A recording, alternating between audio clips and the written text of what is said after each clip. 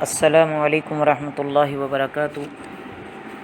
بسم اللہ الرحمن الرحیم۔ عزیز طلبہ، سیرت کے سبق میں ہم آپ صلی اللہ علیہ وسلم کے قتل کا ارادہ اور آپ صلی اللہ علیہ وسلم کا بین معجزہ یعنی واضح معجزہ یہاں سے ہم نے شروع کرنا ہے۔ ایک مرتبہ پیارے نبی صلی اللہ علیہ وسلم بیت اللہ میں نماز پڑھ رہے تھے، اور جب سجدہ میں گئے تو ابو جہل نے موقع غنیمت سمجھا اور ایک پتھر لے کر آپ صلی اللہ علیہ وسلم کے سر مبارک کو کچلنے کے ارادے سے آیا۔ تو جب قریب آیا تو ہاتھ کانپنے لگ گئے اور پتھر اس کے ہاتھ سے گر گیا، اس کا رنگ پیلا ہو گیا۔ واپس اپنی جماعت کے پاس بھاگ کر جاتا ہے اور کہتا ہے کہ جب میں آپ صلی اللہ علیہ وسلم کے سر کے جانب ہاتھ بڑھانے لگا نا تو ایک عجیب طریقے کا اونٹ منہ کھولے ہوئے میری طرف جھپٹا اور قریب تھا کہ مجھے کھا جاتا۔ آج تک میں نے ایسا اونٹ نہیں دیکھا۔ تو سارے کفار کے سرداروں نے اس واقعہ کو بڑا عجیب سمجھا اور سارے ہی ڈرنے لگ گئے۔ جب خود ابو جہل ڈر رہا تھا تو باقی کیوں نہ ڈرتے۔ لیکن یہ جتنے بھی سردار تھے جو آپ صلی اللہ علیہ وسلم کے خلاف الیاذ باللہ ایسی ناپاک سازشیں کرتے، یہ سارے کے سارے ذلیل و خوار ہو کر رسوا ہو کر ہلاک ہوئے، اور ان میں سے بالخصوص جو ان کے بڑے بڑے سردار تھے ان میں سے کسی کو بھی اسلام کی دولت نصیب نہ ہوئی۔ قریش کا آپ صلی اللہ علیہ وسلم کو ہر قسم کی طمع دینا اور آپ صلی اللہ علیہ وسلم کا جواب۔ جب قریش نے دیکھا کہ اب تو کوئی ہماری تدبیر بھی کامیاب نہیں ہو سکی تو انہوں نے آپ صلی اللہ علیہ وسلم کے پاس عتبہ بن ربیعہ، جو کہ بہت زیرک اور چالاک سردار سمجھا جاتا تھا، اس کو کہا کہ آپ ذرا جا کر آپ صلی اللہ علیہ وسلم کو دنیا کی لالچ دیں اور ان سے پوچھیں وہ چاہتے کیا ہیں۔ تو وہ آیا، آپ صلی اللہ علیہ وسلم مسجد میں نماز پڑھا رہے تھے، قریب جا کر بیٹھ گیا، کہنے لگا کہ بھتیجے، تم حسب اور نسب کے اعتبار سے بھی ہم سے بہتر ہو، اس کے باوجود بھی تم نے اپنی جماعت میں ایک تفریق ڈال دی ہے اور ان کے معبودوں کو بھی برا بھلا کہا ہے اور ان کے آباء و اجداد کو آپ جاہل کہتے ہو۔ تم آج اپنے دل کی بات کہو۔ اگر تمہیں دولت کی ضرورت ہے تو ہم تمہیں مال فراوانی کے ساتھ دیں گے، تم دنیا اور اہل مکہ میں سب سے زیادہ مالدار ہو جاؤ گے۔ اگر تمہیں سرداری چاہیے تو ہم بالکل آپ کو اپنا سردار تسلیم کرتے ہیں، اور آپ کا جو حکم ہوگا ہم اس کے سامنے اپنا سر جھکائیں گے۔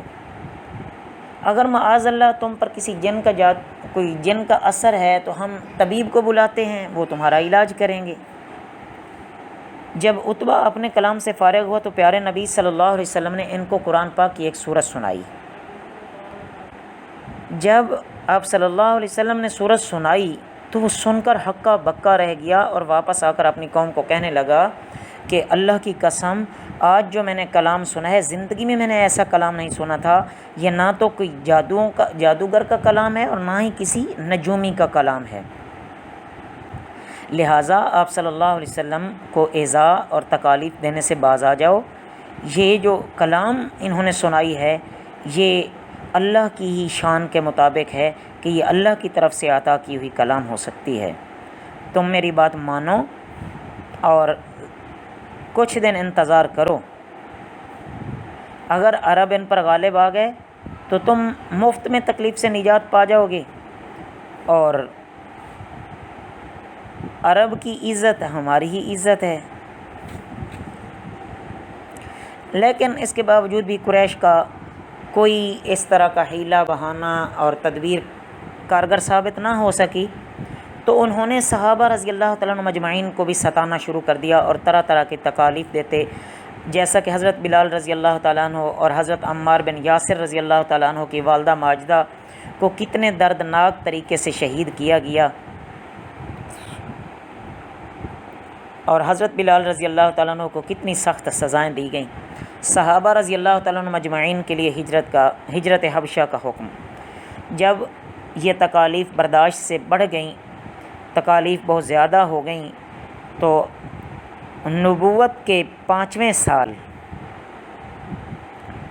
آپ صلی اللہ علیہ وسلم نے اللہ کے امر سے یہ فیصلہ فرمایا اور رجب میں 12 مرد عورتوں نے حبشہ کی طرف ہجرت کی، جن میں حضرت عثمان رضی اللہ تعالیٰ عنہ اور آپ کی زوجہ مطہرہ حضرت رقیہ رضی اللہ تعالیٰ عنہ بھی تھیں۔ جب حبشہ کے بادشاہ نجاشی کے پاس گئے تو انہوں نے بڑا اکرام کیا۔ جب قریش کو اس کی خبر ہوئی تو انہوں نے 2 قاصد عمرو بن عاص اور عبداللہ بن ربیعہ کو نجاشی کے پاس بھیجا اور کہا کہ یہ مفسد لوگ ہیں، یہ فساد پھیلانے والے ہیں، ان کو اپنے ملک میں رہنے کی ہرگز اجازت نہ دو اور ان کو ہمارے حوالے کر دو۔ وہ ایک سنجیدہ آدمی تھا نجاشی، اس نے کہا کہ میں پہلے جانچ پڑتال کروں گا، اس کے بعد جو فیصلہ کرنا ہوا کروں گا۔ تو نجاشی نے جب دریافت کیا تو حضرت جعفر بن ابی طالب رضی اللہ تعالیٰ عنہ آگے بڑھے اور انہوں نے خطبہ ارشاد فرمایا کہ ہم جاہلیت والے تھے، بتوں کی پوجا کرتے تھے، مردار کھاتے تھے، فحش کام کرتے تھے، قطع رحمی تھی، بد اخلاقی میں مبتلا تھے، ہمارا قوی ضعیف کو کچھ بھی نہیں سمجھتا تھا، اس کے تمام حقوق غصب کر جاتا تھا۔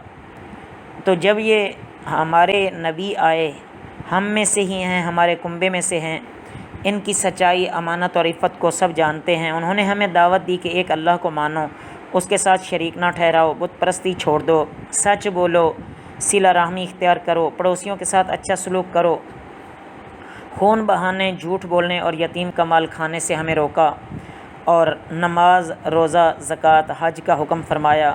ہم نے جب یہ سنا تو ہم اس پر ایمان لے آئے۔ تو نجاشی یہ سب کچھ سن کر بڑا متاثر ہوا۔ بقیہ انشاءاللہ اگلے سبق میں۔ وما علینا الا البلاغ المبین۔